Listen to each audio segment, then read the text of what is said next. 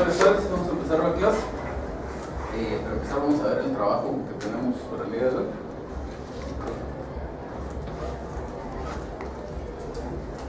Es sobre excepciones en una ejecución de sentencia.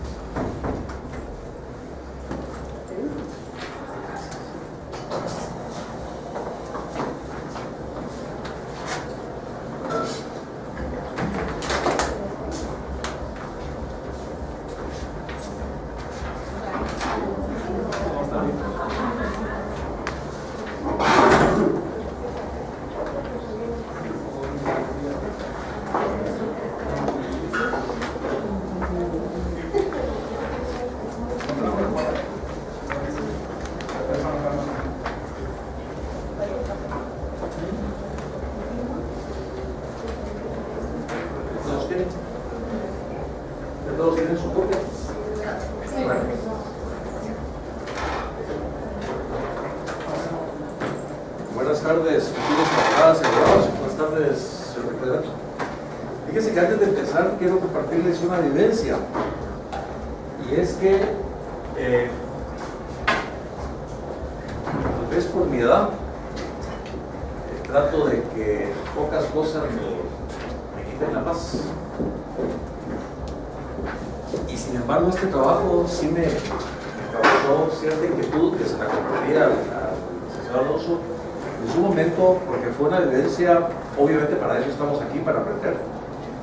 Y es que, si ustedes se recuerdan, nos vimos por notificados hace 48 horas, cuando los compañeros del grupo 4 presentaron la ejecución de la sentencia nacional. Como no estoy con grupo por decisión propia, hice el ejercicio esperando satisfacer los requerimientos de la cátedra y sobre todo haber aplicado lo que hemos aprendido. El memorial de presentación de las excepciones, como bien hemos aprendido, tiene que describir la eficacia del título, tiene que ser documentado, y en este caso particular del trabajo presentado hace 48 horas, pues no había posibilidades. Entonces el ejercicio está hecho en función, y les quiero pedir que vayan hasta atrás, que es donde está la fecha, para ponernos en contexto. Vamos a suponer que hoy es 12 de marzo del año 2021. Espero que eso valga, pero en base a ese contexto está preparado de la siguiente manera. Ejecución de sentencia, expediente 2014 10203, oficial primero, señor juez primero de primera instancia de familia del departamento de Guatemala.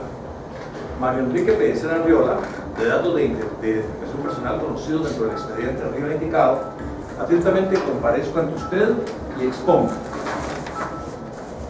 De la dirección profesional, actúo bajo la dirección profesional y incorporación de los abogados González y María Gabriela Barreto Lima, quienes pueden y podrán actuar en forma conjunta o separada, indistintamente. De lugar para recibir notificaciones. Señalo para recibir notificaciones oficina jurídica profesional ubicada en la sexta avenida número 11-77, zona 10, sexto piso del edificio Punto 10 de la ciudad de Guatemala. El objeto de la comparecencia. Comparezco, señor juez, a oponerme a la ejecución promovida en mi contra e interponer la excepción de ineficacia del título por pérdida de su fuerza ejecutiva, de conformidad con los siguientes argumentos y hechos. 1. Antecedentes. Que por medio de la resolución de fecha 11 de marzo del 2015 he sido notificado de la admisión para su trámite de la ejecución de sentencia promovida por Astrid Aragón Zamora en el ejercicio de la patria potestad de mi menor hija Gisela María Pellicer Aragón, procedimiento por el cual pretende que se traslade a favor de su menor hija, y ahí está entre comillas, aunque sí eso como está reiterar, el bien inmueble inscrito en el registro general de la propiedad bajo el número 200, sobre 200 del libro 200 de Guatemala. 2. De la excepción de ineficacia del título por pérdida de su fuerza ejecutiva. Es el caso, señor juez, que en efecto, en el correspondiente convenio que fue debidamente aprobado en el momento procesal ser oportuno, accedí expresamente a trasladar el bien inmueble adquirido por mi persona con anterioridad a la celebración del matrimonio y que estaba inscrito en el Registro General de la Propiedad bajo el número 200, folio 200 del libro 200 de Guatemala, mismo que se encuentra ubicado en la 10ª avenida 3- zona 15, colonia Tucumán de esta ciudad, que sería trasladado a nuestra menor hija Gisela María Pérez Aragón. Posteriormente, en sentencia del 20 de mayo de 2014, el juez de conocimiento declaró en el inciso C, numeral 1 de la parte resolutiva lo siguiente: se ordena a María Enrique Pellicer Arriola el traslado a favor de su menor hija Gisela María Pellicer Aragón del bien inmueble de su propiedad inscrito en el Registro General de la Propiedad bajo el número 200, folio 200 del libro 200 de Guatemala, en un plazo no mayor de 15 días de encontrarse firme la presente sentencia. La situación que se presenta en este momento procesal, señor juez, es que la ejecución que se ventila en mi contra se ha quedado sin materia, pues el título que utilizan para la presente ha perdido su fuerza ejecutiva al estarse presentando después que se ha cumplido el plazo indicado de 5 años, contemplado en la ley procesal vigente, para que la misma mantenga su fortaleza de ejecución. Esta excepción destruye la eficacia del título y se fundamenta en prueba documental. En virtud de los argumentos anteriormente expuestos y estando dentro del plazo legal restrictivo al interponer la excepción descrita, la cual es válida en el presente proceso, debido a que ha nacido con posteridad a la sentencia que se pretende ejecutar y que la misma se orienta a destruir la eficacia del título ejecutivo por razón de pérdida de su fuerza ejecutiva, además que se fundamenta en prueba documental, tal como consta en el documento que sirve como título ejecutivo, consistente en la sentencia del 20 de mayo de 2014, emitida por el juez primero de primera instancia de familia del Departamento de Guatemala. Dentro de las diligencias voluntarias de divorcio identificadas en el número de expediente de 2014, 10.203. Mi petición, señor juez, está respaldada por el siguiente fundamento de derecho. El segundo párrafo del artículo 295 del Código Procesal Civil y Mercantil establece: ejecución de sentencias. En estos casos solo se admitirán las excepciones nacidas con posteridad a la sentencia o al laudo cuya ejecución se pida, las cuales se interpondrán dentro del tercer día de notificada la ejecución.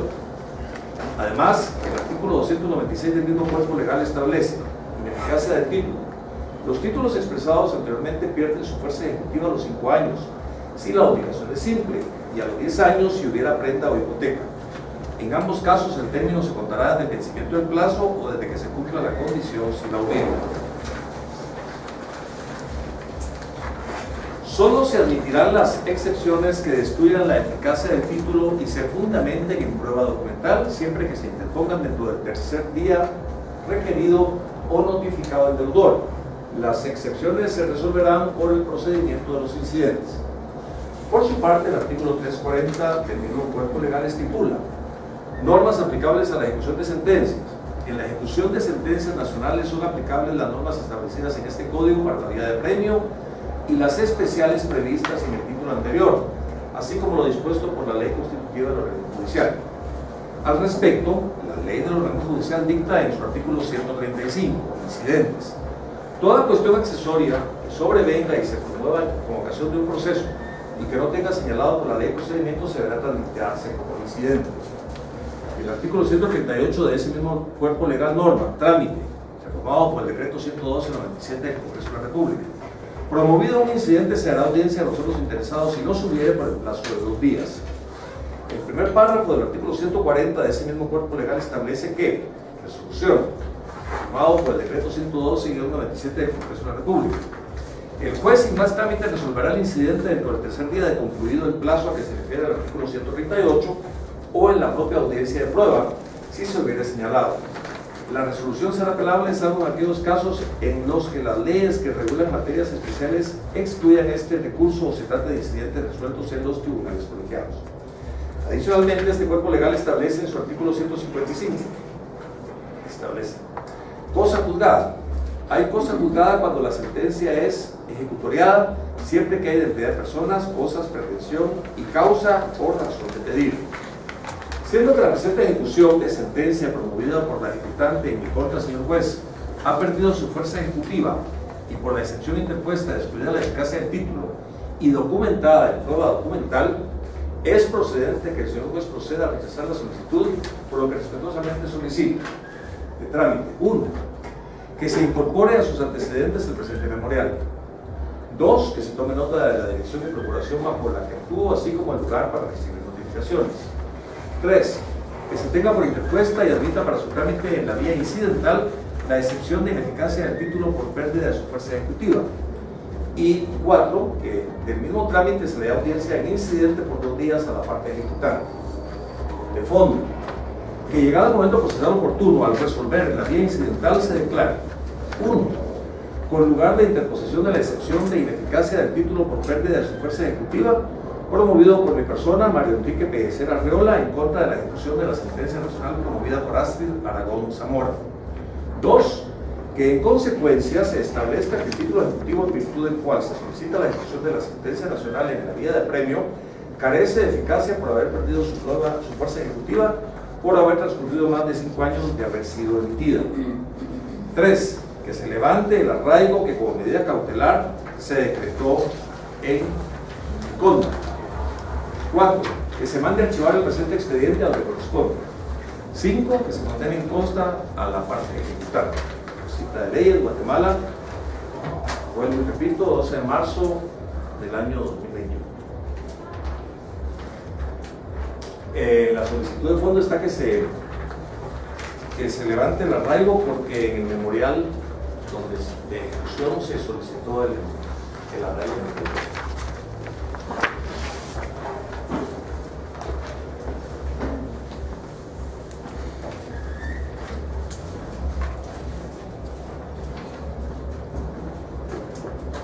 ¿Dudas o comentarios del trabajo?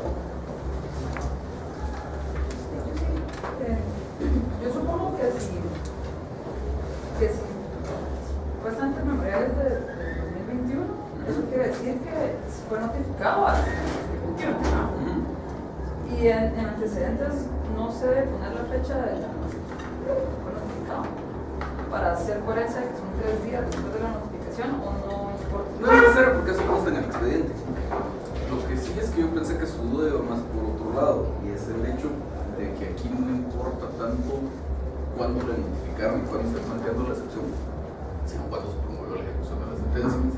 Entonces, como usted tenía alguna libertad ahí para alterar los hechos de este caso, dadas las circunstancias de que no procedía la excepción, donde habría que haber hecho la búsqueda sobre todo en, ya sea decir que la sentencia era más antigua de lo que en realidad era, como para que tuviera ya 5 años de haberse emitido para el momento en que se promovió la ejecución, o que la ejecución había sido planteada después, en el 2019 o qué sé yo, para que tuviéramos el tema de los 5 años. Okay. ¿Sí? No sé si yo no lo vi, pero no hay que poner un apartado en la prueba que el documental. Sí, efectivamente, eso le falta esto. Y no solo eso, sino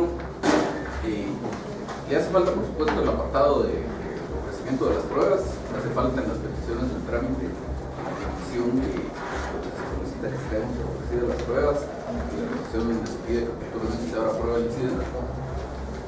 Pero además se recuerdan que les decía yo que en este tipo de excepciones, cuando son excepciones de ejecución en vía de premio, en este caso es ejecución de sentencia, siempre es recomendable dentro de los hechos hacer alguna referencia al cumplimiento de los requisitos para la procedencia de la excepción. En líneas generales, la ejecución en vía de premio es que después la eficacia del título es documental, siendo ejecución de sentencia, además el tema de haber nacido con posterioridad a la sentencia. Lo de que nació con posterioridad a la sentencia y de que destruye la eficacia del título, sobre todo lo de que destruye la eficacia del título, sí está totalmente claro aquí en el memorial. Lo de que nació con posterioridad a la sentencia se puede inferir, sería bueno haberlo remarcado más expresamente. Pero sobre todo lo que sí hace falta aquí es el tema de que se fundamente en prueba documental. Entonces siempre debería existir un parrafito bien sencillo, no se trata de describir otra vez la prueba, para eso está el apartado de ofrecimientos de prueba, pero sí un parrafito donde se diga que la presente excepción se fundamenta en prueba documental, en este caso consistente en la misma sentencia que se lo de título ejecutivo. No había necesidad de decir más, pero sí hacer ese señalamiento. Y también señalar que obra en tal. No, no es necesario, porque para eso tiene el apartado de ofrecimiento de las pruebas. Aquí es solo para que dentro de la misma argumentación de los hechos quede establecido que se cumplen los requisitos de admisibilidad de la sección. Pero dentro del mismo procedimiento, dentro del ofrecimiento de pruebas, se puede, digamos, en vez de adjuntar certificación de... No hay necesidad porque ya está en el expediente. Incluso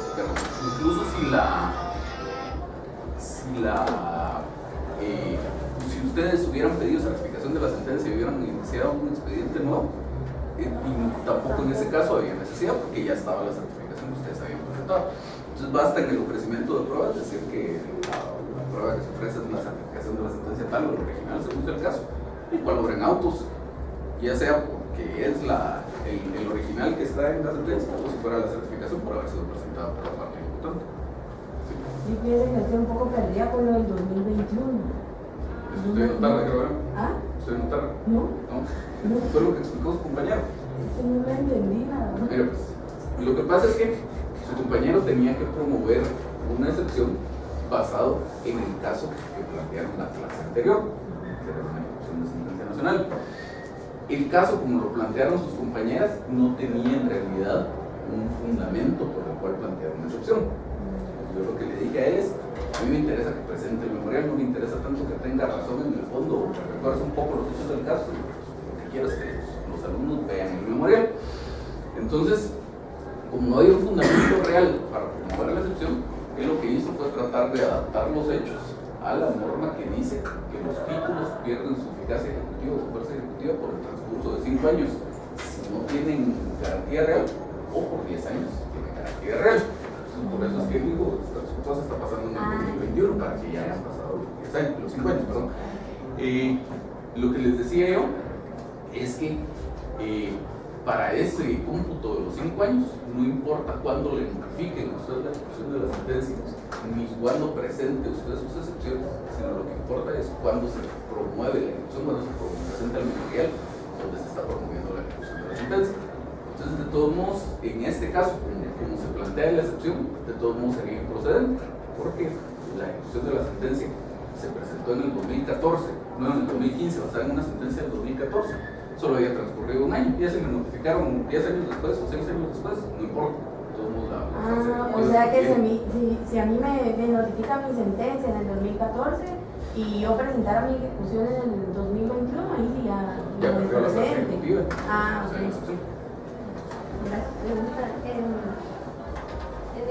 Para esta posición es necesario oponerse y plantear excepción, solo es plantear excepción. Entonces, en ese apartado del objeto de la comparecencia, solo diría comparezco a plantear la excepción, poner excepciones, no ponerse. Y también en el encabezado, como este es el ejecutado y está actuando por primera vez, debería haber puesto los datos, ¿verdad? Por acá dice que los datos de identificación personal y eso. Lo que no sabemos, obviamente no tenemos el expediente real a la mano. Pudiera ser que, digamos, usted ya haya comparecido antes, presentó una nulidad, por ejemplo, que le habían hecho mala notificación, presentó una nulidad contra esa notificación o alguna cosa por el estilo. Pero si ese fuera el caso, entonces tampoco tendría la dirección de procuración y el número de reparación de notificación. Entonces sí hay una incongruencia entre esos dos temas. Digamos que para efectos de la clase, deberíamos suponer que no ha presentado un memorial antes y que sí le hace falta todos esos datos de identificación. Pero en el memorial anterior sí están todos los datos consignados. En el memorial anterior. En el de ejecución. En el presentado en la clase anterior. Ajá. Ahí están los datos consignados. Pero de la otra parte. Usted dice los suyos cuando. Correcto. No, eso no satisface el requisito, no sustituye el cumplimiento del requisito. Porque, digamos, ese es un requisito de la primera solicitud. Los datos de identificación personal de la primera solicitud que usted hace en el expediente. Es cierto, aquí ya en el expediente se conoce cuáles son sus datos de identificación personal, porque la otra parte, cuando pidió el arraigo, dice pido el arraigo de fulanito, que es de sus datos de identificación personal. Pero el requisito es que usted, en la primera comparecencia que hace, que es este, diga, mis datos de identificación personal son estos. Ya después, dice la ley, las siguientes solicitudes que hagan en el mismo expediente ya no lo necesitan, pero para efectos del cumplimiento del requisito, esta es su primera solicitud, por lo tanto debe cumplir. Entonces, para efecto de la ejecución es la primera solicitud, porque en el proceso anterior sí estaba. Sí, no, en el voluntario de divorcio, por supuesto, ya los tenía. Pero como la parte actora o la parte ejecutante decidió seguirlo en el mismo expediente. Ajá. Lo que pasa es que, aunque sea un mismo expediente, son dos procesos. Dos procesos. Ah, ok. Entonces, este es un Entonces proceso había que consignarlos como que fuera una primera. De hecho, es una primera solicitud. Así en el caso que si usted hubiera introducido el apartado de las pruebas, después de qué petición va la de que se han conocido las pruebas? Después de donde pide lo de la audiencia. Sería petición 5 el caso. Exacto. Aquí dice que del mismo trámite se da audiencia iniciante por 2 días a la parte ejecutable. No, en realidad debería ser antes de este, entre la 3 y la 4. Después vendría esto que se le dé la audiencia y después todavía haría falta otro donde se pida que oportunamente se haga prueba del incidente por los 8 días. Y fíjese que viendo lo del incidente, ahí me equivoqué porque sí tenía que haber presentación de pruebas. Y lo estuve revisando. Sí.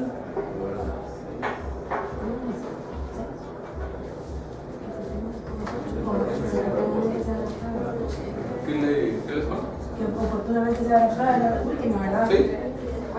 Oportunamente se arroja el presente incidente por el plazo de 8 días.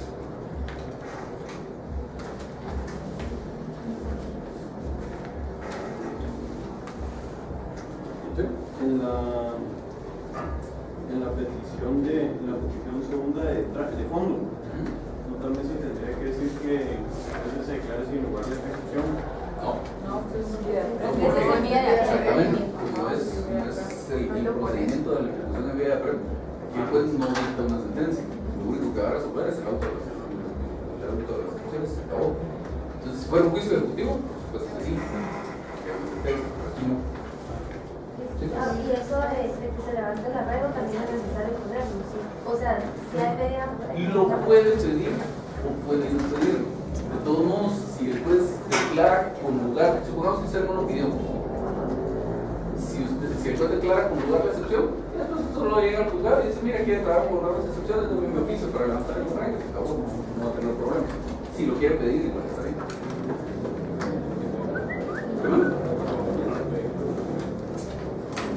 Digamos que podría ser. Lo que pasa es que en el fondo, por eso queda lo mismo, porque en el fondo en realidad usted no está, en ese momento no está formulando una petición en cuanto al fondo del asunto, sino es una cuestión puramente accesoria que deriva del hecho de que se le está realizando la petición. Pero sí, es pura cuestión de gusto cualquiera de las dos opciones. ¿Más dudas? Es correcto poner que por mi persona, conjugar la excepción de promovida por mi persona en contra de la infracción. Hay dos cosas. Es contra mi persona. Hay una cosa ahí. No, porque ahí está hablando de la excepción. Ah, sí, perdón, la excepción es. Ajá, ahí hay dos cosas. A mí eso de esa primera que es pura cuestión de gusto y de redacción, pues, pero a mí eso de referirme a mi persona cuando estoy hablando de mí en un memorial no me gusta, se me hace que es una redacción que no es adecuada. Entonces, en todo caso, podríamos decir con lugar la excepción de la eficacia del título promovida por mí o promovida por, y poner otra vez el nombre, María Enrique Pellicer Arreola. O decir solo la presente excepción y ya se sabe que es la que promovió él sin necesidad de decir que la promueve. Pero como les digo, es más cuestión de gusto, no es tanto que sea importante. Ahora, lo que sí no está muy bien es el hecho de decir una excepción en contra de qué. Es una excepción, punto. No es precisamente una excepción en contra de la ejecución o en contra del ejecutante, simplemente la excepción de ineficacia del título por pérdida de su fuerza ejecutiva.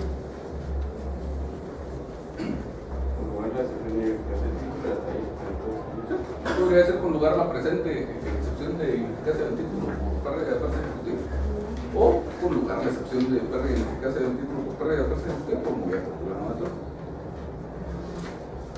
Yo tengo una duda.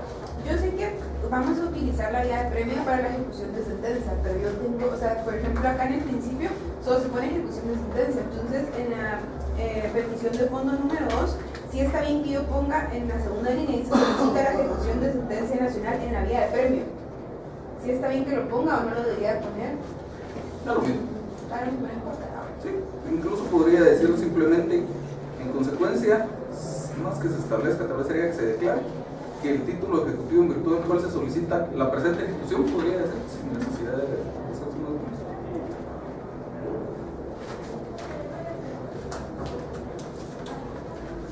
Pero digamos, entonces no es necesario que yo ponga en la vía de premio en ninguna parte, solo con poner ejecución de sentencia es suficiente que toda la parte memorial. Como les dije en alguna oportunidad, no hay una razón para que sea así, pero no sé por qué en la práctica lo que sí se acostumbra es cuando usted promueve ejecución de sentencias alimenticias que fueron fijadas en una sentencia. Normalmente no acostumbran decir que comparezca a promover ejecución de sentencia, sino ejecución en vía de premio y que sus títulos de sentencia, etc. No sé por qué la mayoría de gente lo hace así, pero no es que sea requisito hacerlo de esa forma, ¿no?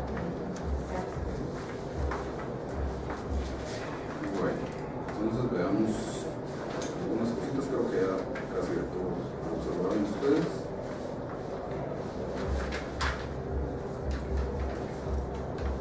En el último párrafo del fundamento de derecho hay algún par de cositas de redacción sobre las cuales vale la pena hacer algunas observaciones. Dice acá, siendo que la presente ejecución de sentencia promovida por el ejecutante en contra ha perdido su fuerza ejecutiva. Eso no es cierto. Aquí lo que está diciendo es que la ejecución perdió fuerza ejecutiva. Lo que perdió fuerza ejecutiva no fue la ejecución, fue el título. Eso podríamos decir, siendo que el título en que se fundamenta la presente ejecución perdió su fuerza ejecutiva, entonces sí, esa ejecución es correcta. Y por la excepción interpuesta de destruir la eficacia del título documental o prueba documental, es procedente que el señor juez proceda a rechazar la ejecución, dice acá. Eso no se puede, porque el único momento en el que el juez puede admitir para su trámite la ejecución o rechazarla es en la primera resolución. Si ya pasamos ese punto, el juez no puede rechazar la ejecución. Es lo mismo que pasa con las excepciones previas en un proceso de conocimiento. En un proceso de conocimiento es incorrecto, aun cuando fuera una excepción previa de demanda defectuosa, por ejemplo.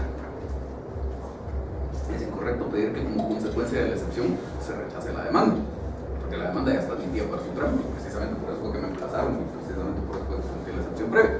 Lo mismo aquí, la ejecución ya fue admitida para su trámite, por eso que me notificaron y tuve la oportunidad de plantear mis excepciones. Entonces la demanda no se puede rechazar. La única forma que yo podría como demandado o como diputado pedir que se rechace una demanda es si estoy planteando una nulidad de la primera resolución. Porque entonces sí, la consecuencia de la nulidad, si la declaran con lugar, es que se declare nula esa resolución, por lo tanto deja de existir y el juez tiene que emitir una resolución en su sustitución, y ahí podría otra vez darle trámite a la demanda o rechazarla, pero en este caso no. Entonces aquí diríamos ha perdido su fuerza ejecutiva y es procedente declarar con lugar la presente excepción, se acabó. Y finalmente, en las peticiones se menciona en 2 o 3 partes que la excepción se tramite en la vía incidental. Entonces, por ejemplo, el 3, que se tenga por interpuesta y admita para su trámite en la vía incidental la excepción de tal cosa. Los incidentes no son una vía procesal, son un trámite o un procedimiento. Una vía sería el procedimiento completo por el cual se rige un determinado tipo de proceso. Por ejemplo, la vía del juicio ordinario, la vía del juicio sumario, la vía del juicio oral. Los incidentes no son una vía. Entonces, de hecho, en la siguiente petición, vamos a ver, en la siguiente petición está bien. Incluso podríamos quitarlo de la vía incidental o el procedimiento o el trámite de la petición 3.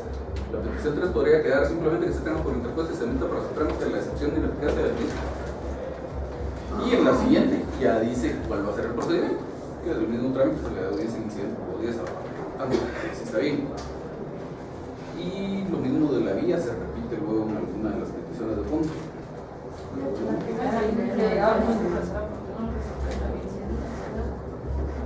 Exacto, es la primera parte de la realización de fondo.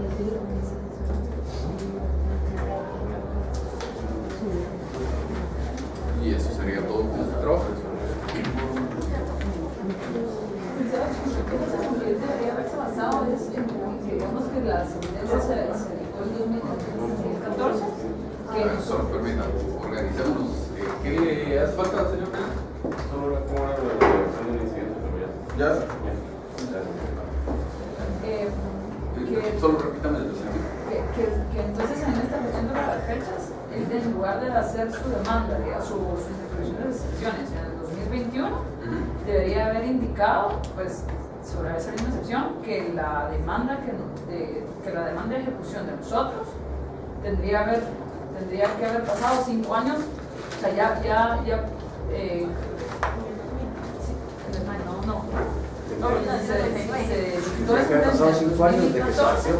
tendría que nosotros tuviéramos que haberlo hecho 5 años después. Si quiere, veamos. Porque la sentencia fue reciente. Ajá, por eso de nosotros. O sea, si fuera sentencia de todos, nosotros tendríamos que verlo. No es que ha hecho eso.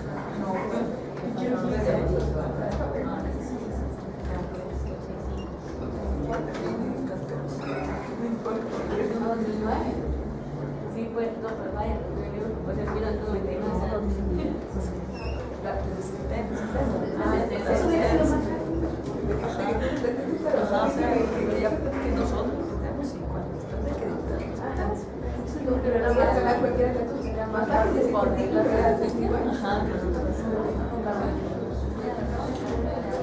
Digamos que en la línea del tiempo tenemos todo este montón de acontecimientos. Se dicta una sentencia, eventualmente esa sentencia se notifica, eventualmente esa sentencia queda firme, porque ya no hay más recursos, etc. Posteriormente a eso se promueve la ejecución de la sentencia. En algún momento esa ejecución de la sentencia se la notifica al ejecutado y después de eso el ejecutado planteará sus excepciones. Entre todo ese montón de instantes o de eventos que tenemos aquí, lo único que importa es esto. Entre estas dos cosas no pueden transcurrir más de 5 años. Si transcurren más de 5 años, entonces pierde su fuerza ejecutiva el título y por lo tanto ya podría plantearse la excepción. Ya qué tan viejo sea esto o qué pasó aquí después de esto, no importa. Lo único que importa es desde que la sentencia ya estaba firme, por lo tanto estaba ejecutoriada y como dice el Código Procesal Civil y Mercantil había pasado en autoridad de cosa juzgada, hasta el momento en que usted tiene un sello de recepción en su memorial donde solicita la ejecución de la sentencia, no deben pasar más de 5 años. Si pasan más de 5 años, esos 12 eventos, se deben excepción.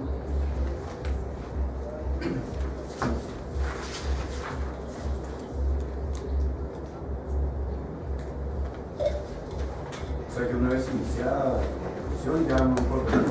Ya no importa, mientras usted haya presentado la solicitud de ejecución, ya si después se tardan, por la razón que sea, años en notificarle al ejecutado, Sí, porque también no sería como que o sea, no estaría bien que uno presente la ejecución y si el proceso se tarda 5 años ya no se pueda. Lo que pasa es que depende del tipo de plazo que estemos hablando. Aquí funciona así porque estamos hablando de la pérdida de la fuerza ejecutiva del título. Pero, por ejemplo, si estuviéramos hablando de un tema de prescripción, ahí sí lo que evita la prescripción es la notificación de la sentencia o la ejecución de la medida ejecutoria. Entonces, sí, si usted presenta su demanda al día siguiente de que la puede presentar, pero luego se pasa años sin que la notifiquen y sin que se ejecute una medida precautoria, aunque no sea culpa suya, de todo no se podría llegar a pasar.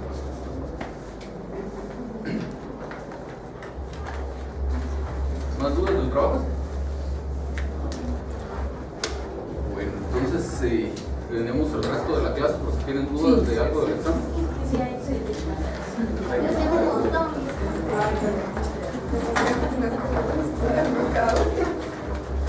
Mi primera duda es en cuanto a las pólizas de seguro.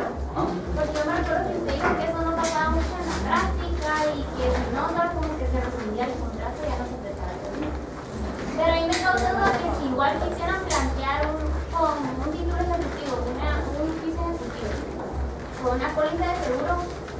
sería líquido eso. Lo que pasa es que por eso les decía yo que lo que ocurre es que normalmente para efectos de usted como asegurado, ese título, el título como tal, no tiene la obligación de pagar una cantidad de dinero que sea líquida ni que sea exigible, ninguna de las dos cosas. ¿Okay? Porque usted normalmente asegura el acaecimiento de un determinado evento hasta una determinada suma. En la mayoría de casos ni siquiera es una suma fija, más que tal vez en el seguro de vida, que si la persona fallece es 1 millón de quetzales, se acabó, no hay intermedio. Pero digamos, si usted asegura su vehículo, lo asegura contra todo riesgo, si le roban el vehículo, le pagarán el máximo de la suma asegurada. Pero si por ejemplo su vehículo sufre un choque, si es pérdida total, igual le pagarán el máximo de la suma asegurada. Pero si es reparable, pues dependerá de cuál fue el daño que tuvo, cuánto le tiene que pagar. La cantidad líquida nunca está. Luego, la exigibilidad no consta en el título. El título lo único que tiene es previsto que en el caso de que se dé una eventualidad, la póliza, lo que tiene es previsto que en el caso de que se dé esa eventualidad, usted podría tener derecho a un pago. Luego hay que comprobar que efectivamente se dio la eventualidad, que no estaba dentro de las causales de exclusión, etcétera, etcétera. Entonces, por eso es que normalmente si usted como asegurada quiere que la aseguradora le pague una indemnización, lo que tiene que promover es un juicio sumario para comprobar que efectivamente el riesgo estaba dentro de los eventos asegurados, que la suma que usted está reclamando corresponde a la suma asegurada, que no hay cosa de exclusión, etcétera, y darle la oportunidad a la aseguradora, por el contrario. Entonces les decía yo, lo único que sí definitivamente consta en esa póliza de seguro, que sí tiene que cumplirse, que sí tiene plazos, por tanto podría llegar a ser exigible una vez que transcurran los plazos, es la obligación que usted como asegurada tiene de pagar las primas. Entonces ahí fue donde le decía yo, la aseguradora con base en esa póliza la podría ejecutar a usted para que usted pague las primas, pero que normalmente no lo hace porque se queda sin efecto el seguro si usted tiene más de cierto tiempo de atraso. Las pólizas de seguro solo opera para que la aseguradora demande a uno porque no ha pagado las primas. Exactamente. Hay algunos que sostienen que el seguro de vida y la indemnización por un seguro de vida sí se podría reclamar en un juicio ejecutivo, porque ese sí normalmente tiene una cantidad fija y además la muerte de una persona es un acontecimiento cierto, es algo que necesariamente va a pasar, lo que no sabemos es cuándo, pero es algo que necesariamente va a pasar y que por lo tanto eso podría ser considerado como plazo. Yo sostengo que de todos modos en ese caso no se podría, porque el cumplimiento de esa condición requiere de un documento adicional que sería la certificación de defunción, y ya con eso en el propio título no consta que esa obligación sea exigible. Por lo tanto, yo he reclamado indemnizaciones de seguro un par de veces de seguros de daños. Nunca he reclamado por un seguro de vida, pero si me tocara, lo haría a través de un juicio sumario. ¿Sí? Yo tengo una duda que está un poco más dirigida al curso de títulos de crédito, porque ayer estábamos platicando con Paola y no me recuerdo bien, en el caso de los cheques, el principal obligado para pagar, es que me recuerdo que algo así nos decía la licenciada, que el principal obligado dentro de un cheque es el banco, y sin embargo para demandar uno no puede demandar al banco, y entonces uno va a demandar en vía de regreso al que emitió el cheque. Fíjese que yo incluso lo que ya nunca supe es que resolvieron en ese caso, pero incluso vi en un juicio ejecutivo que se trataba de sostener ese punto. Incluso tengo entendido, no estoy seguro, pero tengo entendido que nuestro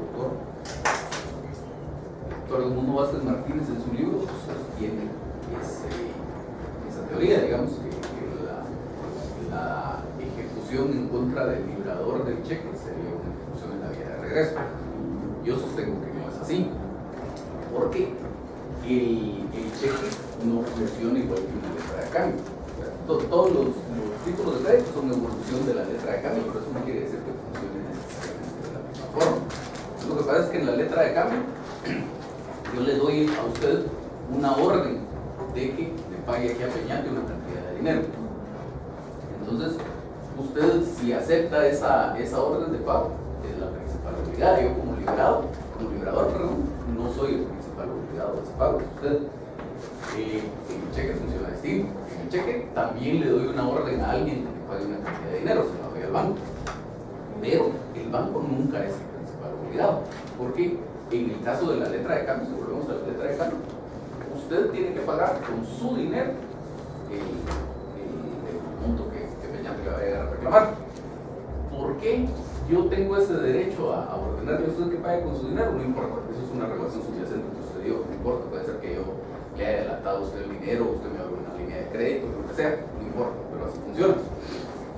En el cheque, usted tiene que tener una cuenta de depósitos con el banco y tiene que tener fondos en esa cuenta. Entonces el banco lo que está haciendo es administrando un dinero que es de usted. Por lo tanto, si el banco paga, no paga con sus propios fondos, paga con los fondos de usted. Entonces el principal obligado del pago en un cheque es el liberador, un titular de la cuenta. Por lo tanto, si se tuviera una ejecución en contra de él, sería la vía directa, no la vía de regreso. ¿Sí? Licenciado, en el inciso tercero de la procedencia del juicio ejecutivo indica que son títulos ejecutivos de documentos privados suscritos por el obligado o su representante y reconocidos o que se tengan por reconocidos ante el juez competente. Solo ahí hay dos supuestos, digamos, que sean suscritos por el obligado y reconocidos por él o que sean reconocidos ante el juez competente. Número 3.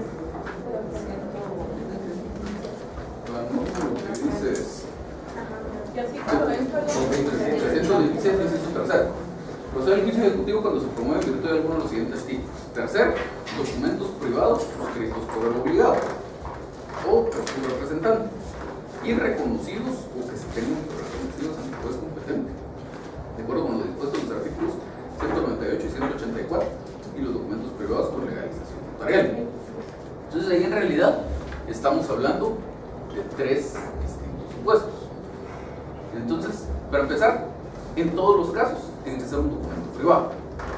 Nota común a todos los supuestos que están en el artículo. Entonces luego dice, el documento tiene que estar, segunda característica, que es común a todas las cuestiones, el documento tiene que estar suscrito por el obligado o por alguien que tenga una representación de esta persona. Es un mandatario, un padre en ejercicio de patria potestad, todo aquello que hacemos. Entonces son dos requisitos que son comunes a todos, okay, todavía no hemos entrado a la división. Entonces luego, siempre que se hayan cumplido esos dos requisitos, hay tres distintas posibilidades de títulos. Primera posibilidad es que el documento sea reconocido ante el juez competente, es decir, usted lo firmó, yo luego la cito ante el juez para que usted reconozca su firma en ese documento. Usted dice, sí, reconozco el documento, y entonces ahí ya tengo yo configurado mi título ejecutivo. Es la primera posibilidad. Que es la certificación. ¿Qué más? Que sería la certificación del título ejecutivo. Y la certificación de esas diligencias, sí, así es. Segunda posibilidad es igual, usted firmó el documento, yo promuevo las diligencias en contra de usted, la citan a usted a reconocer el documento y usted no llega. Entonces yo presento una solicitud en donde digo que en virtud de que usted no compareció y no presentó alguna justificación, se tenga por reconocido ese documento. Entonces el juez dicta un auto y dice que usted fue citada para tal día, tal hora, no compareció, tampoco dio una justificación de su inasistencia, por lo tanto se tiene por reconocido ese documento. Es una decisión del juez. La certificación sería el título. Ajá. Entonces ahí ya llevamos dos distintos supuestos. Y luego al final dice los documentos privados con legalización notaria. Pues no tiene mucho perdón.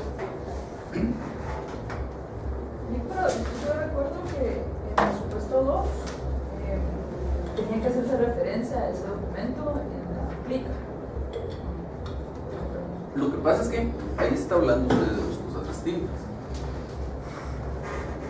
Hablando por el momento no de pruebas anticipadas, sino hablando de los medios de prueba en un proceso. Una cosa es la declaración de las partes y otra cosa es el reconocimiento de los documentos privados. Entonces, la ley sí dice que se pueden practicar en una misma diligencia.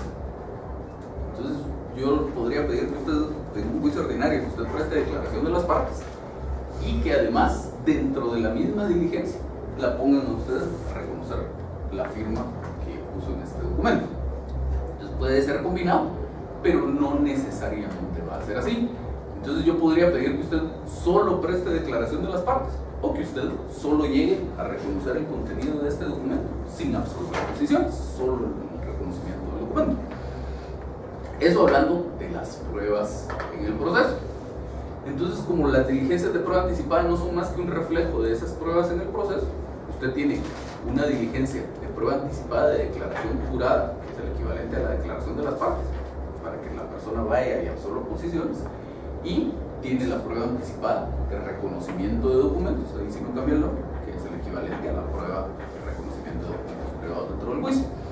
Entonces usted, como diligencia de prueba anticipada, igual podría pedir solo la declaración jurada, que solo vaya la persona y absorba posiciones, o que solo vaya la persona y reconozca el documento sin absorber posiciones, o prueba anticipada de declaración jurada y reconocimiento de documentos para que haga las dos cosas en una misma diligencia. Sí, una duda.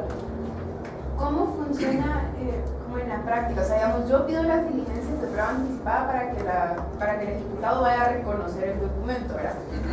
Entonces, yo tuve que haber dado ese documento privado, que está suscrito entre el obligado y, digamos, mi persona. Entonces, yo voy y eso ya lo tiene el juez en ese expediente, digamos, de prueba anticipada. Entonces, cuando termine, digamos, que sí lo reconoció, ellos ya no me van a devolver a mí el documento privado, solo voy a tener la certificación, o va a ser como que hay que integrar y entonces voy a tener la certificación donde él reconoció el documento y aparte me van a devolver mi documento privado como tal. O sea, ¿van a hacer las dos cosas, el título o solo la certificación? Mira, pues, interesante su pregunta. Ahí hay que tener en consideración varias cosas. Primero, ¿cuál es la redacción de la norma? La norma dice documentos privados suscritos por el obligado por su representante y reconocidos que tengan por reconocido el representante de acuerdo con los dispuestos en los artículos tales y tales. Entonces la norma en realidad está haciendo referencia a los documentos. Entonces sí es válido que usted pida la devolución, como cuestión general, es válido que usted pida la devolución de un documento que está presentado en el expediente. Pero la ley del organismo judicial en su artículo 176, cuando trata el punto, dice: cuando las partes necesiten sacar de las actuaciones en curso los testimonios o documentos que hayan presentado, se les mandará devolver dejando los certificados en las actuaciones o mediante la presentación por parte del solicitante de certificado realizado por un notario. Pero ahí, digamos, es la norma general. Usted puede pedir que se lo devuelvan y se queda en sustitución del documento una certificación del expediente. Pero dice: cuando se trata de originales únicos, documentos simples legalizados o reconocidos, correspondencia epistolar y demás que no sea posible obtener reposición idéntica, no podrán devolverse, salvo los documentos que sirvan de título ejecutivo y los títulos de crédito. Pero ahí está hablando cuando ya lo tienen como título ejecutivo del otro expediente. En este caso se devolverán debidamente razonados previa notificación a las partes de ambos opinados. ¿Qué artículos, perdón? 176 de la ley del organismo judicial. Entonces ahí hay que considerar varias cosas, porque la norma al principio habla de las actuaciones en curso, pero las partes necesitan sacar de las actuaciones en curso. Entonces sería perfectamente válido que usted, dentro de las diligencias de prueba anticipada, diga: como aquí ya se practicó la diligencia, esto ya no son actuaciones en curso, por lo tanto le pido al juez que me devuelva mi documento y que además me dé una certificación de las diligencias para acreditar que es un documento privado que está reconocido, porque aquí está la certificación donde ni siquiera lo reconocieron, y presentar eso como título ejecutivo, las dos cosas. Ahora, si el juez le dijera: pues no se lo devuelvo porque la norma dice que es un documento irrepetible y por lo tanto no se lo puedo devolver, pues simplemente pide una certificación total de las diligencias y con esa base presenta su ejecución. Sí. Y todo eso entonces yo se lo pediría antes y ya luego como ella. ¿Antes de qué? O sea, se lo pido en el mismo memorial. ¿Pero qué mismo memorial? De ejecución. No. Siempre antes y ya que yo eso ya lo tiene que tener. O sea, usted promueve sus diligencias de prueba anticipada, se lleva a cabo la diligencia, obtiene su certificación y ya con sus documentos en la mano presenta su demanda por la que inicia el juicio ejecutivo.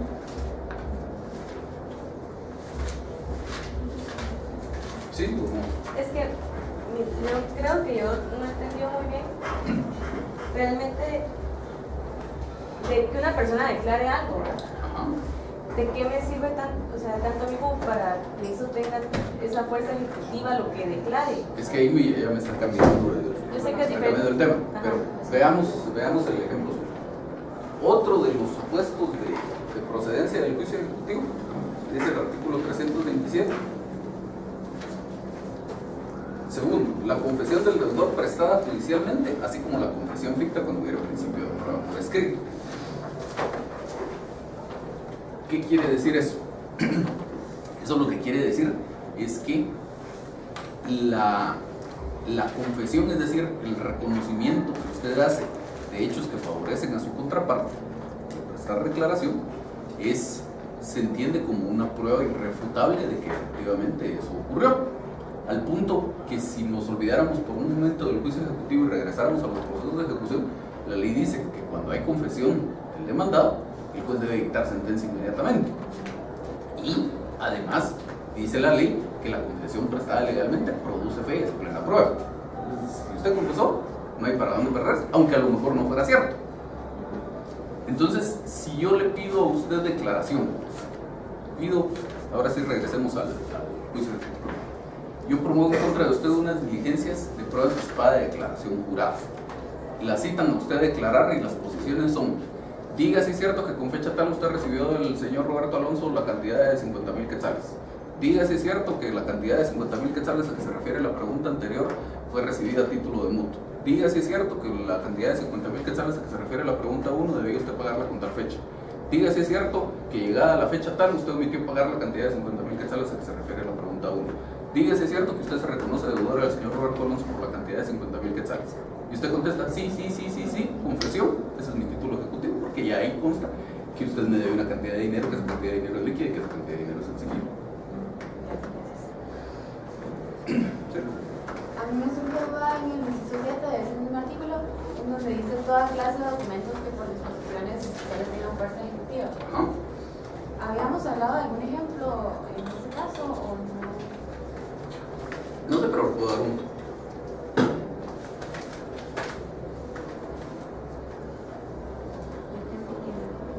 Sí, aquí lo de la ley de almacenes generales. Vamos a ver. Certificado de depósito.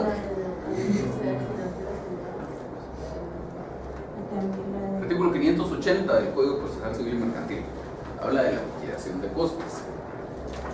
Y lo último que dice es que la certificación de este auto constituye título ejecutivo suficiente para el cobro de las costas causadas. Y así como ese, hay otras normas. Por ejemplo, dentro del Código Procesal Penal hay un par de cuestiones que se refieren a la responsabilidad civil. Cuando usted llega a un arreglo con la otra parte, no me recuerdo los artículos, pero por ahí están. Cuando usted llega a un arreglo con la otra parte respecto a la responsabilidad civil que podría provenir del delito y eso queda documentado, entonces la ley dice ese documento tendrá fuerza ejecutiva. Y también, pues, investigando sobre este inciso, podría aplicarse el artículo 66 de la ley de la justicia en cuanto a los... Ajá.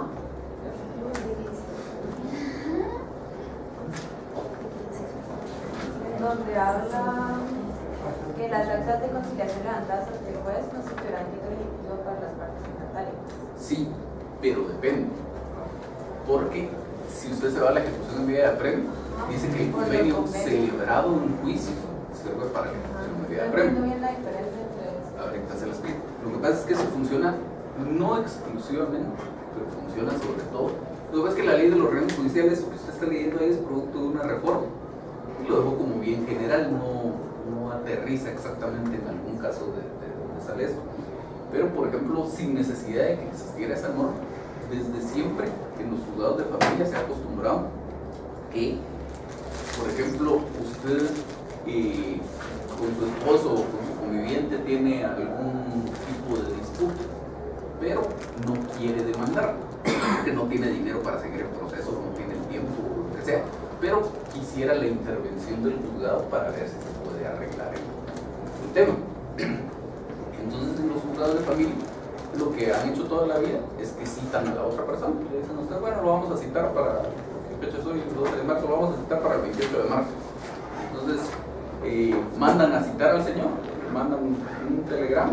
Entonces, llega usted, llega el señor, si llegan, pues, porque como no hay un expediente, tampoco es que necesariamente vaya a llegar. Pero supongamos que lleguen y el señor dice, bueno, pues sí, le voy a pagar lo que me está pidiendo o lo que usted quiere. Entonces, eso es una conciliación, pero no una conciliación que se haya celebrado dentro de un juicio. Por lo tanto, no le permitiría a usted acudir a una ejecución en vía de premio, sino tendría que acudir a un juicio ejecutivo. Por ejemplo, si nos quedáramos con ese mismo ejemplo, usted lo que quería era que le fijaran una pensión alimenticia, el señor dice, bueno, está bueno, ofrezco pagar 2.000 quetzales de pensión alimenticia, y luego resulta que no paga. Así como usted podría, si tuviera una sentencia, podría promover una ejecución en vía de premio para ejecutar esas pensiones alimenticias, aquí también tiene un título ejecutivo, solo que es un título ejecutivo para juicio ejecutivo, no para ejecución en vía de premio. Y el convenio celebrado en juicio, que sea para ejecución en vía de premio, es la misma. Juicio oral de alimentos. En la primera audiencia del juicio oral se lleva a cabo la fase de conciliación, ya en esa fase de conciliación el señor dice, bueno, ofrezco pagar 2.000 quetzales, usted dice acepto, conciliación, aprueba el juez, entonces ese es un convenio celebrado en juicio. Exacto. Esa es la diferencia. O uno laboral también, que uno no se sea. Lo que pasa es que lo tendría que ejecutar ante un juez de trabajo, con los procedimientos de trabajo.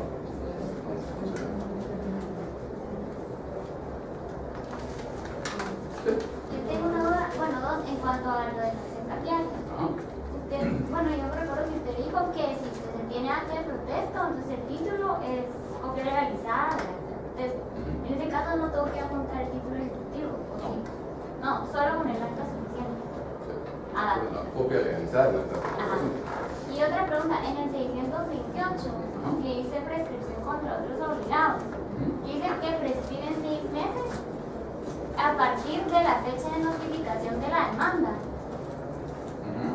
Pero a mí me entra duda ahí porque si a mí, que no soy el obligado principal, me demandan, me traen a juicio ejecutivo y todo, en 6 meses solo me van a haber requerido pago, pero no me van a haber condenado a que yo pagara necesariamente. Entonces, antes de que terminara el proceso que están llevando en mi contra, yo tendría que empezar uno en contra de otra persona. No sé si entiendo. Lo que pasa es que aquí pudiera ser que usted pague. Entonces ustedes le requieren de pago y dice, bueno, no, está el dinero. Veamos cómo mencionar. La acción del obligado de regreso contra los demás obligados anteriores prescriben 6 meses, contados a partir de la fecha del pago voluntario, que es lo que yo estoy diciendo, o de la fecha de notificación de la demanda. Entonces ahí, pues sí, efectivamente, si usted decidiera discutir el tema, no hace un pago voluntario, sino decide discutir el tema, muy probablemente va a transcurrir ese plazo. Entonces ya será decisión suya a ver si lo quiere pelear, porque está segura que lo va a ganar, o mejor pague y rectifique los pagos. Y en ese repetir, digamos, si yo quisiera irme, yo como no obligado principal, irme contra el obligado principal para repetir, eso también es acción cambiada. Sí. Sí. Es el 628. Y de ahí solo una cosita en cuanto que no entiendo en el Solo con su duda anterior, eso ya no quedaría comprendido dentro de este artículo, que ahí está acudiendo usted en contra del principal obligado. No se refiere solo al tema de sus obligados de regreso. En el 617, el último párrafo que dice, si el título no estuviera vencido, de su importe se deducirá el descuento calculado al mismo interés legal. Ese pedazo no entendía que se trataba. De lo que se trata aquí es de que en algunos casos usted podría plantear una acción cambiaria aunque el título no haya vencido. Entonces, si usted planteara esa acción cambiaria, lo que dice la ley es, si el título no estuviera vencido, su importe se deducirá el descuento calculado legal. Aquí básicamente la idea es como cuando se celebra un contrato de descuento. Si usted tiene una cartera por cobrar, pero es una cartera que va a poder cobrar, no en este momento no es exigible, pero usted necesita ese dinero. ¿Sí? Entonces usted va conmigo y me dice, mire, le vendo esta cartera. Yo le digo, bueno, se la compro, pero se la compro al 80% de su valor nominal. Todavía me tengo que poner en el problema de cobrarle a los demás y el riesgo de que eventualmente no me pague. Yo le pago a usted del millón de quetzales que era su cartera de crédito, yo le pago 800,000. Entonces ahí hubo un descuento. A eso se refiere la norma.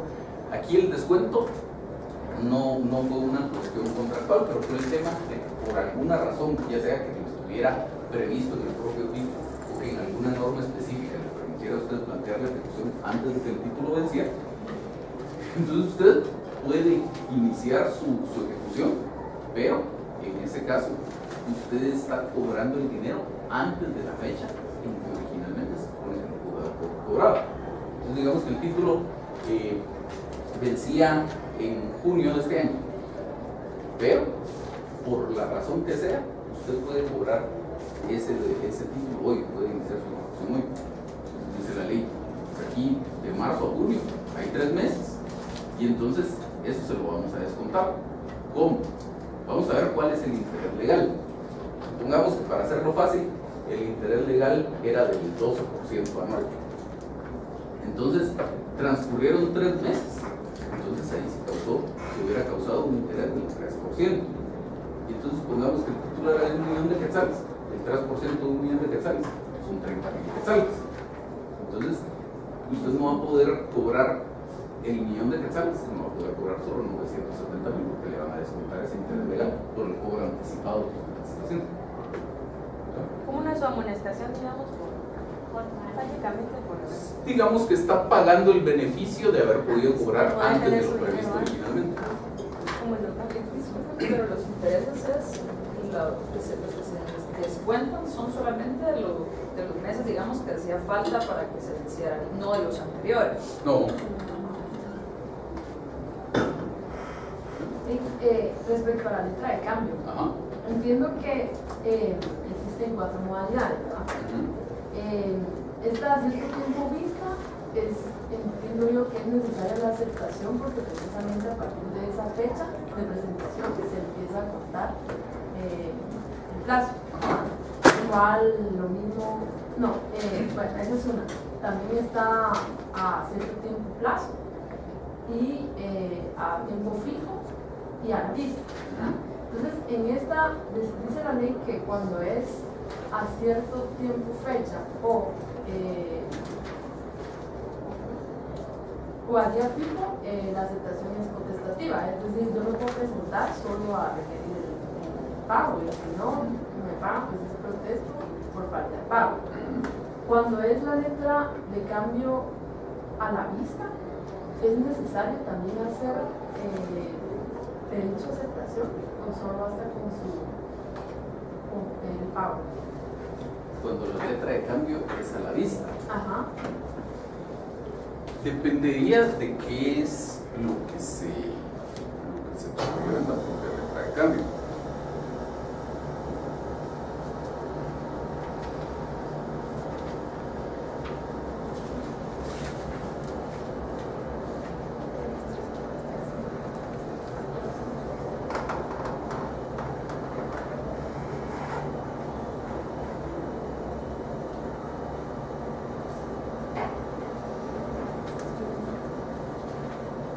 Es el artículo 451. Las letras de cambio pagaderas a cierto tiempo vista deberán presentarse para su aceptación dentro del año que siga a su fecha. Cualquiera de los obligados podrá cumplir ese plazo si se consigna en la letra de cambio, en la misma forma el obligador podrá recuperar el plazo de pago. Entonces, ya tenemos de las formas de vencimiento la primera. Usted tiene dentro del año siguiente, no que se amplíe o se reduzca ese plazo, tiene que presentar la letra para su aceptación. Luego dice el siguiente: la presentación de las letras de cambio fijadas a día fijo o a cierto plazo de su fecha será potestativa, pero el librador, si así lo indica el documento, puede convertirlo en obligatorio y señalar un plazo para que se realice. El librador puede asimismo prohibir la presentación antes de una época determinada si lo consigna así en la letra de cambio. Cuando sea potestativa la presentación de la letra de cambio, el tenedor deberá hacerla a más tardar que el último día del anterior vencimiento. Entonces, ¿qué le está diciendo esto? Con estos otros dos tipos de vencimiento, la norma general es, si usted es la tenedora de la letra de cambio, si quiere, la presenta para aceptación, pero que no. Luego, expresamente se podría establecer en la letra de cambio, la tiene que presentar, o se podría establecer, no la puede presentar antes de cierto momento, pero eso ya serían estipulaciones específicas de su letra de cambio en particular. Ahora, de la otra, que es a la vista, la norma no dice nada. Ahí básicamente la aceptación no es necesaria. ¿Por qué? Porque precisamente la forma de vencimiento que establece la letra de cambio es: usted va en cualquier momento que quiera con el principal obligado y le dice: mire, tengo esta letra de cambio, pague. De eso se trata, que sea a la vista. No es necesario que la presente para aceptación. Y una pregunta solo para confirmar: cuando no hay una aceptación, el grado no acepta la letra de cambio, entonces yo como tenedor puedo iniciar una ejecución en contra de, si no fuera, digamos, bueno, en contra del emisor, que en ese caso sería en la vía de regreso, porque él no es principal obligado.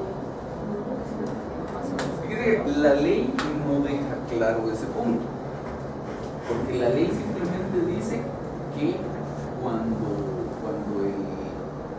el liberado acepta la letra de cambio se convierte en principal obligado, pero no dice qué pasa en ese periodo entre que la letra de cambio fue liberada y que es aceptada. Yo creería que mientras eso no ocurre, el principal obligado sigue siendo el liberador, y por lo tanto la acción cambiaria debería ser directa. O aunque no la aceptó, o sea, si igual se lo presentó y no la aceptó, de todos modos mantiene la responsabilidad, porque si no, caeríamos a la conclusión de que mientras no haya aceptación, no existe un principal obligado en el pago de la letra de cambio y sino que existen como responsables. Para mí eso. Yo tengo una duda en relación a los intereses igual en la letra de cambio. En el 242 dice que puede hacerse constar en las a la vista o a varios días vista que la cantidad liberada por producir intereses. Entonces, digamos, en relación, y cuando en los artículos que estipulan lo del ejercicio de la acción, también estipulan de los intereses moratorios. Entonces, digamos que estos intereses son independientes, ¿verdad?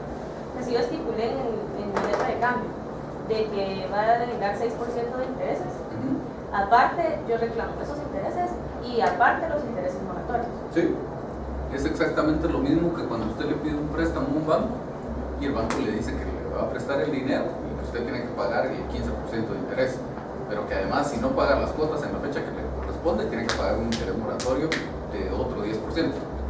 Y entonces eso, como dice el artículo, únicamente, si yo no lo escribí, no está en el título, únicamente puedo reclamar intereses moratorios con base a los artículos de ejecución de la acción. No podría ningún otro. Decía siempre referencia a esto. Tendría que constar en el título los intereses resarcitorios, que son los que son pautados, digamos. Ahora, el interés moratorio, ya la ley me permite que los cobre, pero tienen que ser obligadamente al interés legal, o yo podría decir, ok, no me van a pagar intereses resarcitorios, pero entonces el interés moratorio va a ser del 4%, digamos, o si tiene que ser el interés de la tasa. Yo creería que si está expresamente indicado en el título de crédito, se podría variar. Y en cualquier caso que sea, si usted va a reclamar intereses moratorios cuando toma esa opción cambiaria, sí tendría lo que hemos hablado siempre, no simplemente aparecerse en la petición de fondo pidiendo que lo condenen a pagar intereses moratorios o que proceda a la ejecución por el capital más intereses moratorios, sino que tendría en sus hechos que tener un parrafito donde diga que por qué es fácil que no, por qué está reclamando los intereses moratorios y lo que tiene el fundamento de derecho. Sí. Ahora, licenciada, en relación a la aceptación, en en el artículo 461 dice que la aceptación convierte al aceptante en el principal obligado. Entonces, como quedamos en esto de cambio, una vez ya lo acepta el librado, ya es el principal obligado. Ahora dice el aceptante quedará obligado cambiariamente aún con el librador y carecerá de acción cambiaria contra este. Pues tal vez ahí me pierdo un poquito, o sea, siempre que siempre el librado, como ya había o sea, como que él me está pagando, digamos que si yo soy el librador, entonces el librado tiene una obligación conmigo, ¿verdad? Entonces digamos que él, por eso lo que quiere decir aquí es de que él no va a venir y entonces tratar de cobrarme a mí esa letra de cambio que ya giró el... Sí. Básicamente, de lo que se trata esta norma es de dos cosas. Cuando usted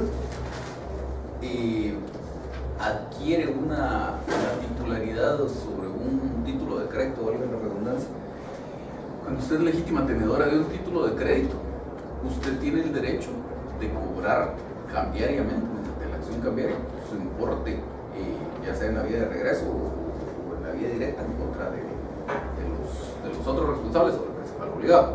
Entonces, si digamos el título de crédito circulara, por ejemplo, y usted fue tenedora del título de crédito, después el título de crédito sigue circulando y usted vuelve a ser tenedora del título de crédito, ahí, por ejemplo, no se produce una confusión, es decir, no se extingue la obligación por la reunión de las calidades de acreedor y deudor, porque fueron distintas obligaciones, en momentos distintos. En cambio, cuando el principal obligado paga el título de crédito, conforme con las normas que ustedes ya conocen, el tenedor debería devolverle ese título de crédito, ¿sí? Entonces, pero la devolución no podría ser mediante un endoso, digamos, de tal manera que yo decir, bueno, ahora yo, que era el principal obligado, soy endosatario del título de crédito y voy a reclamar a este librador que me lo pague, porque ahí sí hay confusión, porque el principal obligado se vuelve el titular del título de crédito y ahí se acaba la obligación, ahí se extingue el título de crédito.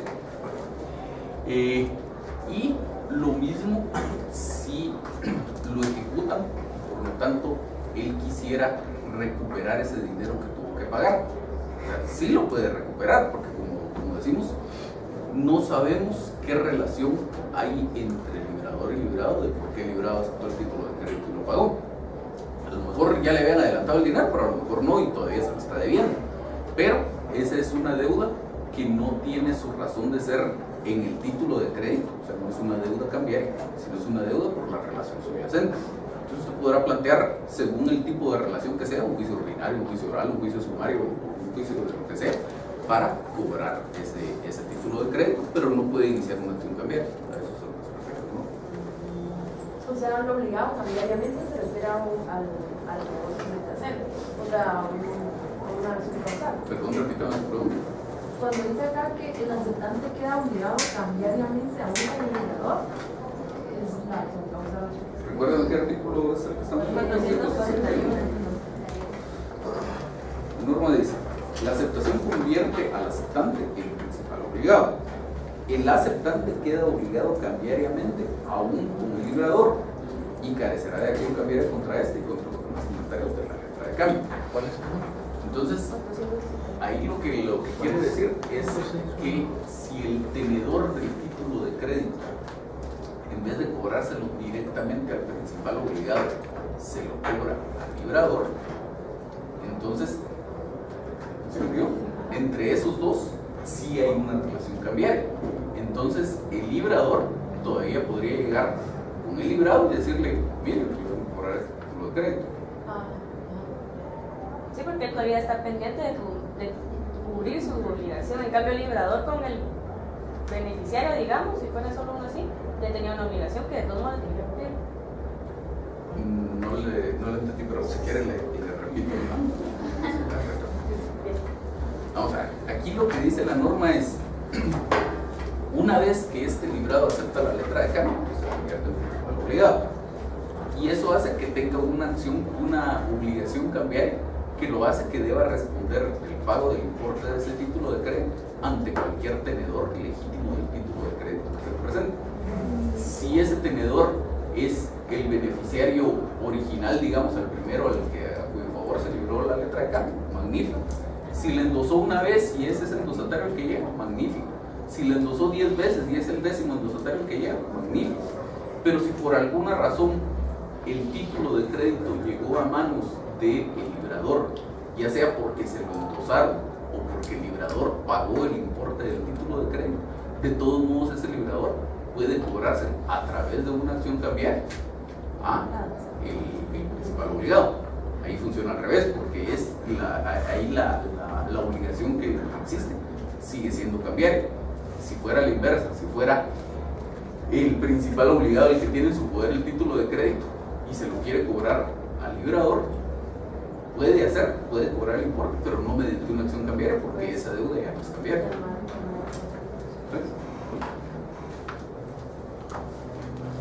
¿Más dudas? Sí. En el caso de la numeral 5 de las excepciones, indica el licenciado si hay representación.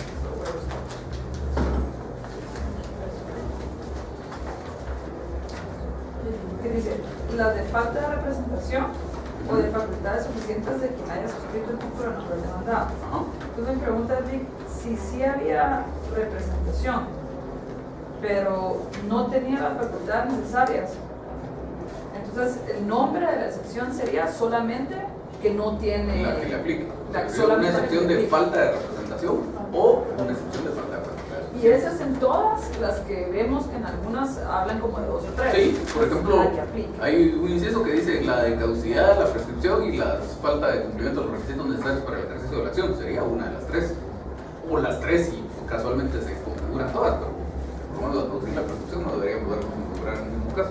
Mira, y esta de la falta de los requisitos necesarios para el ejercicio de la acción, eso no es, yo entendí que para que haya caducidad debe haberse hecho el protesto o los requisitos para que nazca la vía jurídica de esta caducidad. Entonces esto no es lo mismo. O sea, si no se llevaron a cabo los requisitos, no hay, es como que opera la caducidad, ¿no? Esa queda bastante abierta para que si usted es un poco creativa pueda hacer más o menos lo que pasa con la de las excepciones personales que dice el último inciso. Entonces, si usted en alguna determinada situación dice aquí no podría proceder esta ejecución por lo que sea, podría decir para que la ejecución procediera sería necesario que se hubiera dado este supuesto, como no se dio, la ejecución no procede. Es como decir la caducidad y la prescripción es lo que cubre la casi totalidad de los casos, pero por si existiera alguna circunstancia que impidiera el ejercicio de la acción y el legislador no la pensó, ahí les dejo esa posibilidad. Yo apunté aquí del curso pasado que ahí podría caer una demanda defectuosa.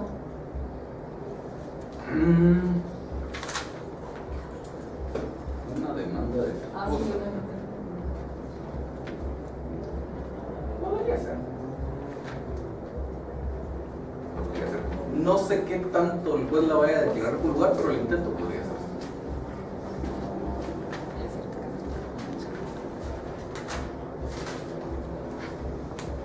Y de las cosas que se pueden pedir, ¿verdad? Mediante la acción cambiaria, por ejemplo, las del último tenedor, en general, dice de los demás gastos legítimos. Bueno, incluyendo los gastos del juicio, tienen que ver con los gastos procesales. Los demás gastos legítimos, dice los gastos del protesto de su caso y de los demás gastos legítimos. Como igual si yo pido algo, siempre tengo que justificar por qué lo estoy pidiendo. Entonces, como que otros gastos legítimos. Lo que pasa es que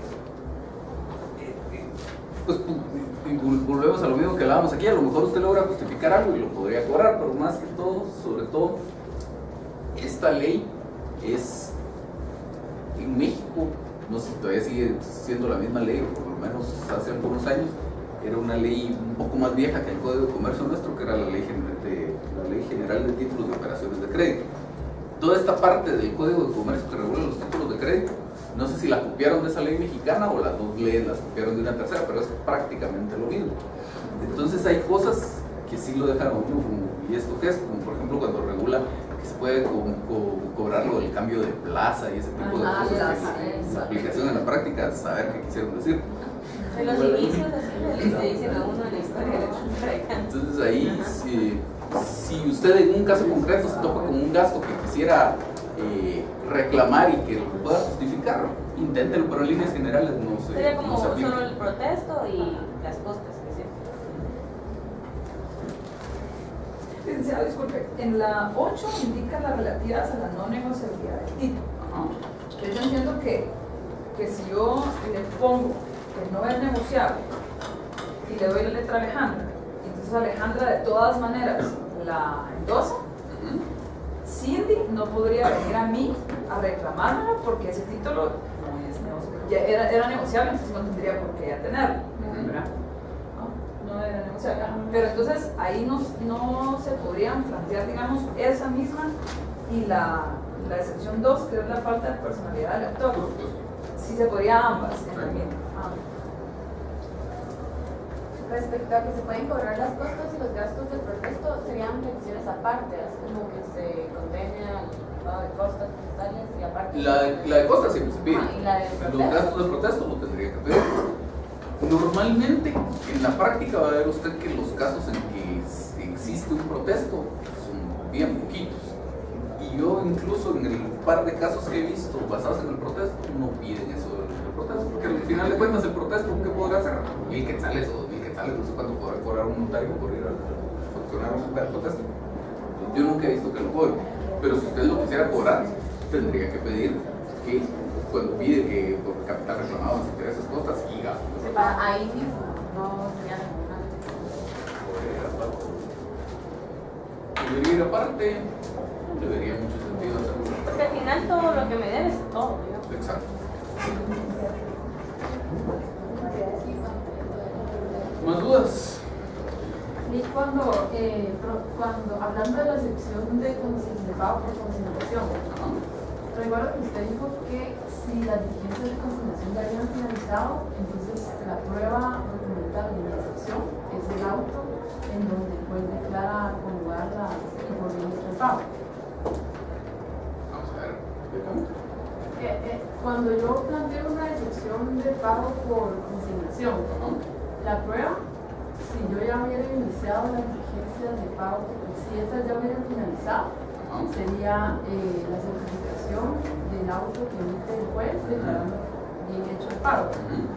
Si estas no hubieran finalizado, usted comunicó que entonces deberíamos pedir la acumulación de estas diligencias y el mismo juez debería resolver respecto a la consecuencia o no de estas diligencias. Entonces, en ese caso, ¿cuál sería el momento en donde yo debería pedir que el juez se pronuncie respecto a esa diligencia? Al promover la excepción. O sea, al final, el auto que termina el incidente es la sentencia en donde el juez declararía que hizo pago. Y ahí me perdí un poquito.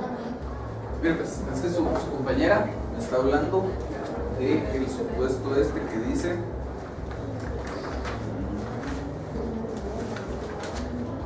la 10, las que se ponen en la consignación del importe del título, que vemos hasta ahí, excepciones fundadas en la consignación del importe del título. Entonces lo que pasa es que el hecho de que usted consigne, olvídese del título de crédito en general, el hecho de que usted consigne el importe de una deuda que usted tiene no necesariamente implica que la deuda se extinguió, porque perfectamente pudiera ser que usted no pagó el monto que era o no lo hizo en el momento que era, o etcétera, y le declaren sin lugar su consignación, lo mismo que hablábamos en su momento con respecto a las rentas del semestre pasado.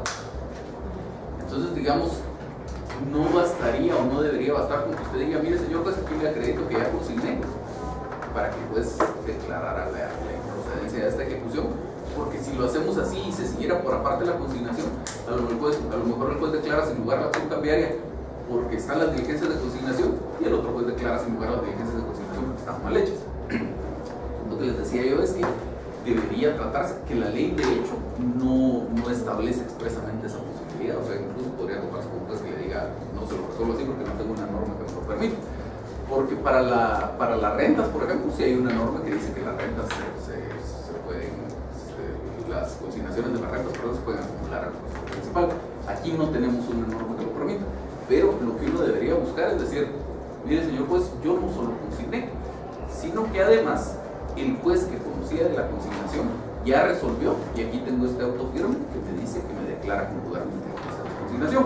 Este sería el caso más fácil, pues presento una certificación del auto y se acabó el problema. Pero pudiera ser que esas diligencias de consignación todavía estén en trámite.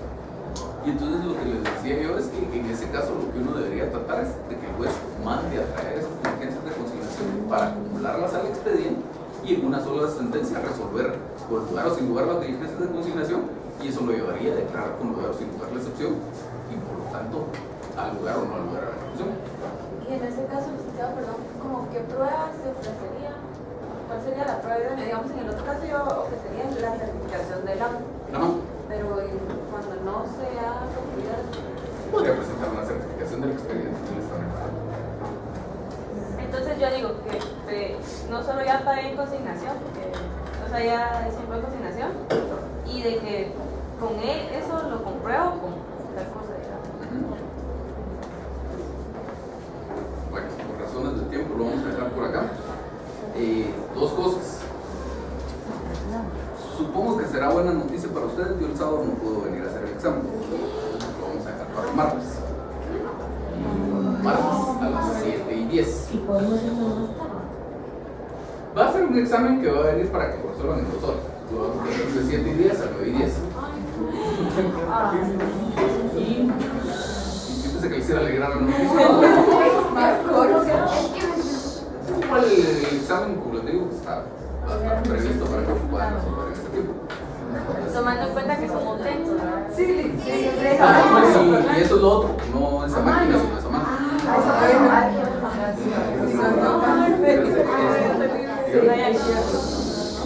¿Qué más? O sea, traen sus hojas, traen los dedos listos para escribir bastante. ¿Estamos con el examen? Sí. Y solo les quiero pedir un favor, no me pongan teléfonos aquí. Me voy a resultar parando en un teléfono, no quiero tener el accidente. Traigan sus teléfonos cargados, decimos.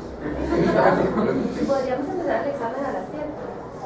Lo que pasa es que ustedes reciben clases en otro salón, entonces en lo que vienen acá y todo. Pero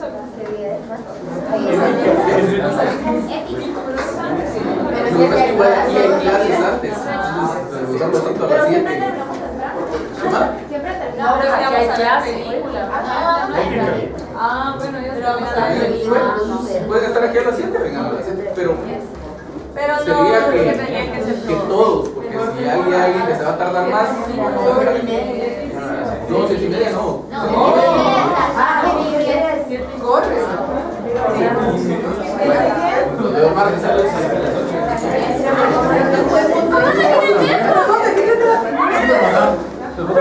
Entonces yo voy a poder venir a la primera.